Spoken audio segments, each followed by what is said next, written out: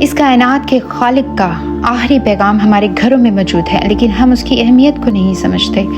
یہ اطلاع اگر انسانوں کو دی جائے کہ دنیا میں ایک ایسی کتاب ہے جو آسمان سے نازل ہوئی، جس کو خود اس کائنات کے پروردگار نے نازل کیا، جبرائیل امی لے کر آئے، خدا کے آخری پیغمبر صلی اللہ علیہ وآلہ وسلم کے ذریعے دنیا کو پہنچائی گئی، اور جس کے بارے میں کہا گیا ہے کہ یہ قیامت تک انسانوں کی رہنمائی کرے گی، تو میرا خیال ہے مسلمان کسی بھی باشعور انسان کو جب اطلاع ملے تو اسے بیدار ہو جانا چاہیے۔ کوئی معمولی کتاب نہیں، اس میں کائنات کا خالق انسانوں سے آخری مرتبہ مخاطب ہے۔